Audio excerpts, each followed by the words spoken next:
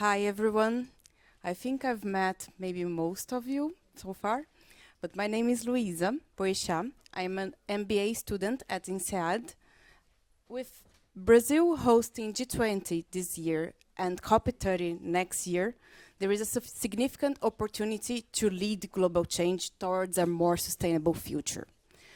Looking ahead to 2025, how will we lead to COP30? How does being the leader of G20 this year will influence on that? What will be the priority topics and how can we foster collaboration among countries? In this panel, we will discuss priorities as well as the benefits and challenges that arise from hosting such crucial events. It's my pleasure to call now to stage Michel Fredeau, Senior Advisor to BCG, Cecilia, Head of Energy Investment Unit at the International Energy Agency, and to call back Jorge Hargrave, Director at Maraé Investimentos, to moderate the discussion.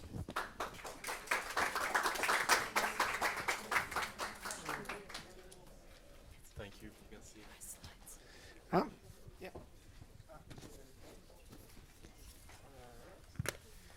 Thanks, Luisa. So it's my pleasure to moderate the last session. We'll be short and then we'll be free. But it's a very interesting, we've talked a lot about potentials and investments and so on. We opened the day talking a little bit about geopolitics with Laurence and with Isabella. And we are now back to looking into the geopolitics of the future with the provocation of Isabella. So we have here two people to talk about the COP process and the G20 process and also like how they interact together. Michel, I'll start with you. You've been involved in the COPs over the last years from a very privileged position, right? Following the discussions among diplomats, but also the business sector. I wanted to hear from you, in your view, what is the relevance of COP30 from the negotiations perspective, but also from the private sector perspective? Thank you. Hi, everyone. So it is an important COP, the COP30, because it comes at a very important moment that we've been describing in a critical geopolitical situation. But it's also, as it was planned in Paris, the revisions of the NDCs. So it's a moment of truth. So we said it was a moment of truth also for the COP28 because of the GST, the global stocktake. This one, the COP30, is where the world will convene and say where we are. Currently, we are, if you take the NDCs as they are, at what, 2.7 degrees, something like that. If you take into account the NDCs with policies and actions behind just the ambition, you could say that it's even worse than that. So there is a real job to be done now to act on these NDCs so that we have something that is closer to 1.5. The hope of getting to 1.5, I must say, is limited. Okay. However, as COPs go by, it's always a moment of truth, a source of advancements. We need to stay positive. We don't have much of a choice. At the same time, it's very frustrating because emissions continue to so we're COP28, 28th COP, and the emissions continue to grow. But eventually they will not. The COP28 was interesting and important on the energy that you're going to discuss about. I mean, the tripling of the renewables, the doubling of energy efficiency, the methane pledge was important. For the first time, you had 120 countries pledging on the food transformation, so food became also important. And for the first time, we discussed about health. So we start having now more and more discussions about adaptation, whether it's food, whether it's health. So it starts to be very serious. Now, there is a trust issue. The fact that the loss and damage fund was operationalized, at least funded, and will be operationalized at the COP28 is important. That needs to be now fully operational. But that was important to restore was start restoring trust. The 100 billion was important to restore trust. This has been discussed. It's the funding between the North and the South for the last, I don't know how many years. Now they're going to discuss the NCQG, the new goal. This is going to be the Azerbaijan COP. Next year is the COP29. They've been, so I don't want to come back to the Azerbaijan choice. Now they've got limited time, so they're going to focus on finance. If they get the NCQG right, this is already significant. They won't. But there's also other things that they need to discuss about fiscal policies, the level of debt, and the IFI reforms. And the COP30, getting into the COP30, this is where we need to translate these NDCs into real plans. And those plans need to include not only policies and financing, but you need an adaptation plan now, because it's obvious that we will bear the cost of action and the cost of inaction. So we need adaptation plans, and we need food transition as well. So now the NDCs, although nothing is compulsory in these discussions, as you know, if we want to be serious now, those plans need to be backed up with real policies, real financing, and start discussing, by industry, what do you do? And as we all know, there are a number of very big countries that refuse to, that said no to sector plans. So this is where we are. The COP30, the diplomatic arm of Brazil, which is very strong, will show its all strengths. That's what we hope, and we'll get to a better place. Thanks, Michel. We'll come back to that in a minute. Cecilia, talking a little bit about the G20 process that you as IEA have been supporting. What is the importance of the energy discussions, the energy transition discussions within the G20, and how can the G20 discussions feed the COP30 process? Thanks very much, and big thanks to the organizers for inviting the IEA to participate in this important discussion. It has been very interesting discussion over the course of the day. When we talk about energy transition, I think this was already raised a couple of times today. Climate, and if we look at emissions, the energy sector accounts for about 3/4 of all greenhouse gas emissions. So if we're going to make progress, we need to make progress quickly on energy. And I think, with Brazil leading the G20 presidency, as well as COP30 next year, the country is in an excellent position through the G20 to test out and to try to advance on energy transition targets across a smaller number of leading economies that together make up, I don't remember the exact number, but like 85–90% of global economy, emissions, energy consumption. So if we can make progress in G20, I think we can move forward on building consensus to help get more ambitious goals agreed and action on the ground at COP30. In terms of what's happening at the G20 level, Brazil is the third emerging and developing economy in sequence to have led the G20 presidency. First, we had Indonesia 2 years ago. Last year, we had India. And Brazil's 3 priorities this year are around finance, people-centered or just transitions, and sustainable fuels. And these 3 priority areas are going to be critical in meeting both a clean energy transition, but also in terms of meeting broader climate objectives, at least for energy. Obviously, if we don't have the finance we need, we're not going to get the level of investments that's going to be required in the energy sector to hit net zero. What we see in our analysis on this issue of just and social people-centered transitions, this is relatively new for G20. There was some discussions around it under the Indonesian and India presidency, but I think it's really become a central part of the G20 presidency under Brazil. And on Thursday, the IEA will be releasing a new report looking at the affordability of energy transitions.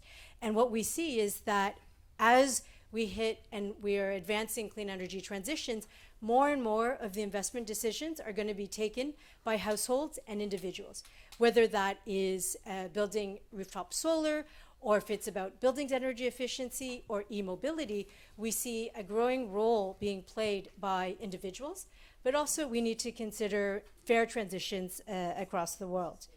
And then finally, I think if we look at low carbon fuels, we've already mentioned this a couple of times. There was the very good panel on hydrogen. We know how to decarbonize the power sector, and we've already made tremendous progress in getting the cost of renewables down, but we're still falling behind when it comes to the hard to abate sectors. So this is why this priority on sustainable fuels is going to be very important, because we need to also decarbonize transport and industry. And so just to answer your final part about what happens between G20 and COP30, as I mentioned, trying to build consensus amongst 20 countries is a lot easier than trying to hit, I think, over 180 so countries that are under the UNFCCC, 196. So I think with this first year, or this year, of Brazil holding the G20 presidency, there's a tremendous opportunity to try to build consensus on what needs to happen and on the actions that need to be taken under a small group that makes up the vast majority of energy use and emissions, to then try to take that forward in its second year under the COP30 presidency. Thanks, Cecilia. You mentioned I'll continue with you and then come back to Michel. You mentioned the priorities from the Brazilian presidency on G20. One of them is how to finance the energy transition on emerging and developing economies. I know that you are supporting them. Can you tell us a little bit more about your findings so far? So what are the problems? And Patricia mentioned, for example, the hedging, we heard the need of de-risking and blended finance. Can you tell us a little bit of the findings, the big figures that you have on that? Sure. So the IEA is very privileged to have been asked by the government of Brazil to support them on their G20 presidency.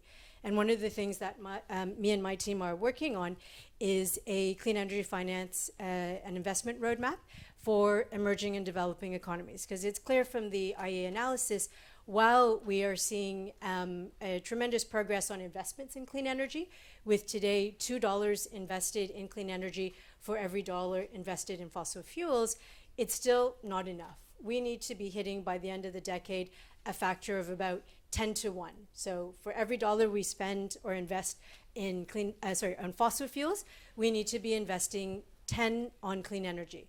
And while we are going to report that clean energy investments have nearly hit $2 trillion this year, we actually see that the vast majority of these investments, about 85%, are in China and in advanced economies. So unfortunately, we are not making enough progress in emerging and developing economies in outside of China.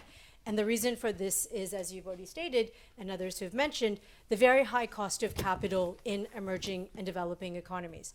So the roadmap that we'll be working on will really be building off of work of others, but also working very closely with all of the key stakeholders from government, from energy, from finance ministry, central banks, financial institutions, both public and private, as well as the private sector, to build consensus and a common understanding of what are the actions we need to take over the next decade to really make progress on reaching that six-fold increase of investments in emerging and developing economies. Part of the solutions will be around blended finance. What are the types of de-risking that we can put forward to help manage both real and perceived risks, so that we can see much more capital being mobilized in emerging and developing economies. Some of the solutions are going to also be about not just bringing in more international money, but how do we make transitions more attractive in emerging and developing economies themselves? How do we take advantage of the savings that's there? But we see quite a lot of capital flight leaving emerging and developing economies, going to advanced economies. How do you stop that to develop the opportunities that were already raised today in the conversations here? So a lot of the work that we'll be doing over the course of the next months, and we'll be doing wide consultations with key stakeholders, is to identify those types of interventions that can really mobilize more capital.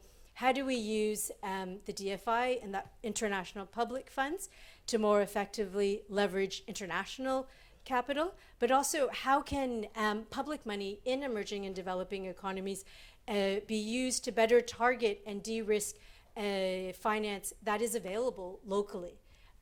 There is a lot of capital in emerging and developing economies, and if we look at trying to reduce the cost of capital, accessing more capital domestically will be one of the key priorities.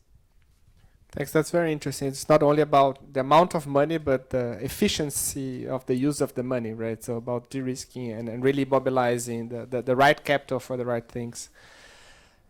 Michel, coming back to the COP process, you mentioned your high expectations about Brazil's diplomacy as a key asset to make COP30 a success. Would like to hear a little bit more on that. What are your expectations? Why do you think Brazil's diplomacy is well positioned to run this COP at this point with this geopolitical context, complicated geopolitical context that we heard Isabella and Laurence talk this morning? Look, I don't know the Brazilian diplomacy. I just hope Brazil is a big country with, a big history. So normally there should be a strong diplomacy. But coming back to what you said, which is exactly at the core of the problem, is the money. I think that, we need to recognize, as Isabella was saying, the future needs to be built in a very positive way, which is there is an opportunity. It happens that we don't have a choice. At the same time, it's an opportunity to be leading in this transformation and take advantage of the positions that can be taken, that were taken by others, and therefore to speed up. There's a kind of a race to the top. And therefore, having countries to showcase. And this is where I come back to Brazil. And this is important. With everything we heard today, let me tell you, as an external, I'm French, I'm not Brazilian. Really? Now, I can speak with a Brazilian accent if you want. No, I'm kidding. What I'm saying is, Brazil has everything to succeed. I mean, in terms of the raw materials, the renewables, the energy, you're present in most of the high-emitting sectors. You've got a chemical industry, a steel industry, an auto industry. So the agriculture is a critical component of the success of Brazil.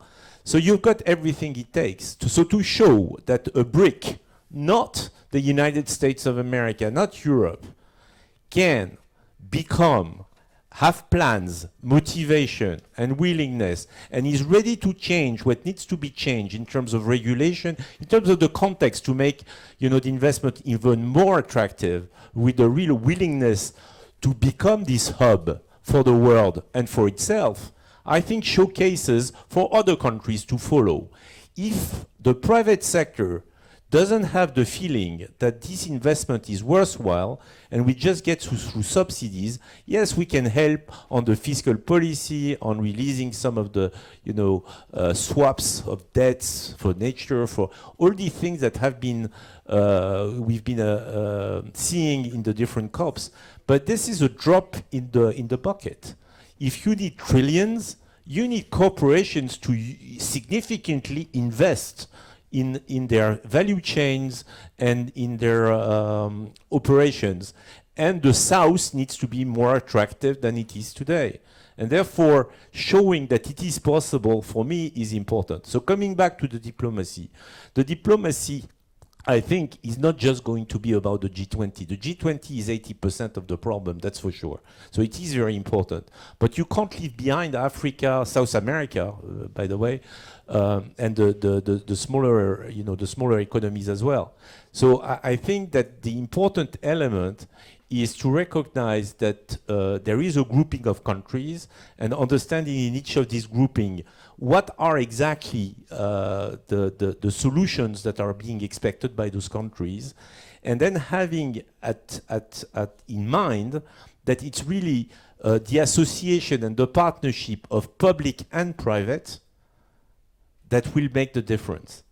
And historically, the COP is not a private sector type of discussion. It has always been very public. Negotiators have been always very, attentive to saying this is not nothing to do with the private sector. I think you've seen at the COP28 progressively, at the COP26 as well, a little bit more, private sector involvement. I think this association and this connection needs to be stronger.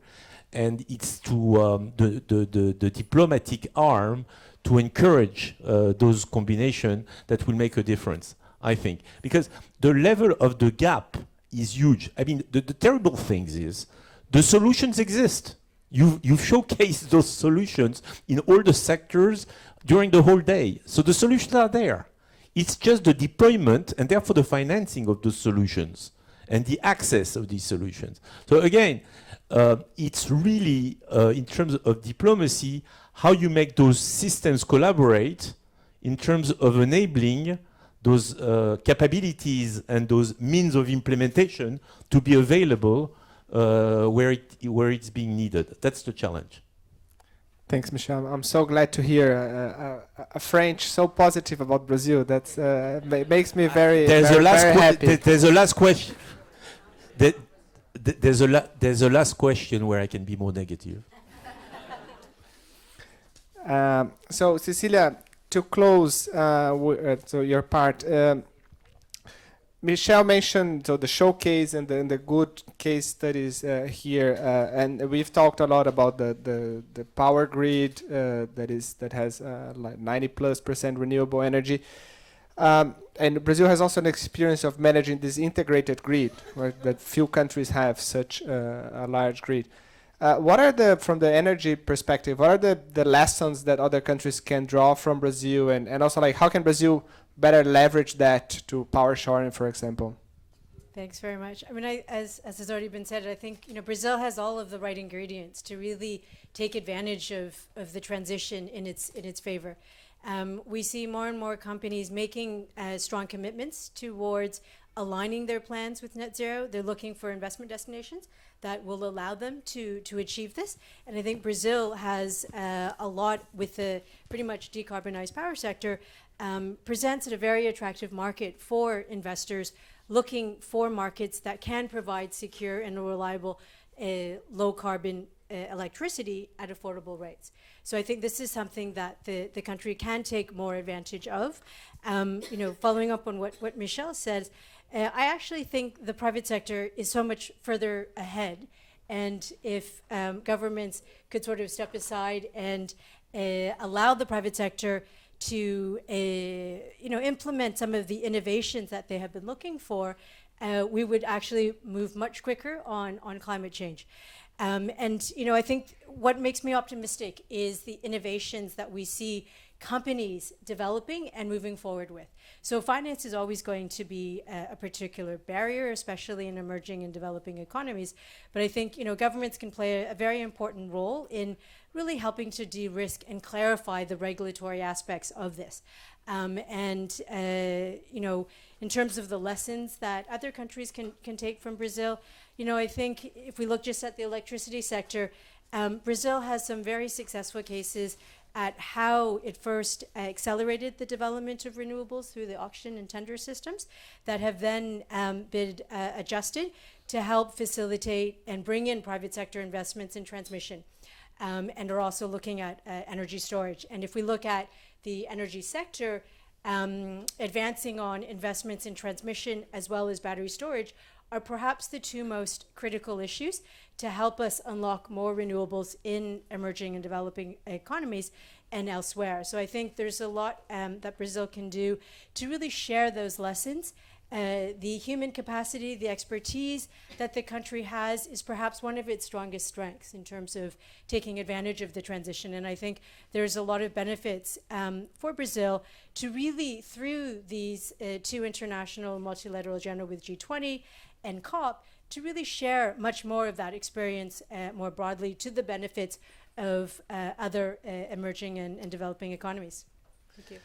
Thanks, Cecilia. So I'm hearing we have to close at 6 sharp. So Michel, you already bought on Brazil, right? I still have 1 minute. Yeah, you have 1 minute. So you already bought on all the opportunities in Brazil. what is your final message to the French and European investors and also to the Brazilian private sector, like how to use COP30 as an opportunity to showcase and push all these opportunities in Brazil? So let me make just one point. I mean, to have a successful COP, I think it's an absolute must that the revision of the NDC of Brazil is really a role model. So that's one, but that's obvious. So that's one. The second one, to get full benefit, it's obvious that, you know, what needs to be shown is no more an ambition, no more a policy framework, but real projects. You need to develop pipelines of projects that showcase that you're on the move, whether it's on all high-emitting sectors, in steel, in chemicals, in all the different sectors. You showcase by saying, this is the pipelines in this region that we intend to do. These are the objectives, and and ready to feed all these projects, so that clearly the credibility of Brazil being this hub of clean energy, the new world in the industry and agriculture, becomes a reality. And then people will want to invest because they will want to learn how to do that in Brazil so that they can do that elsewhere in the world. Thank you. So I'll ask you like 2 minutes for Luisa to close, but I want to end the session. Thank you very much, Cecilia. Thank you very much, Michel. Thank you.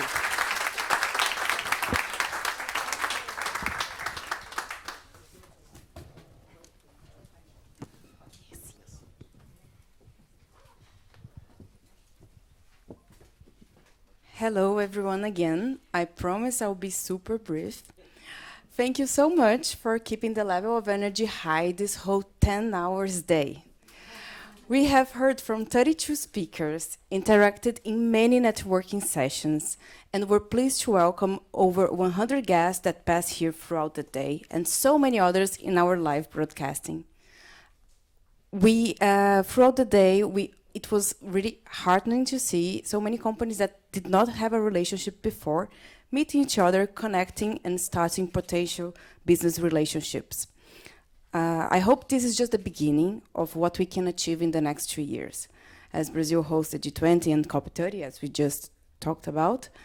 And as Jorge mentioned in his opening speech, it's time again for innovative collaboration, and I think this is the message that this day lives. When we had the idea 6 months ago to create this edition of the Brazil Climate Summit in Europe, in Paris, we could not imagine how successful it would be. This was only possible thanks to the engagement of a whole group of people, which is now our organization team and our volunteers that are here. So thank you so much.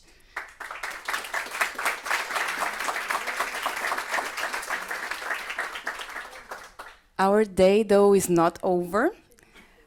It's my pleasure to call you all for a final cocktail offered by A10 Invest and Sigma Lithium downstairs, and hopefully we can also use the garden. Thank you very much.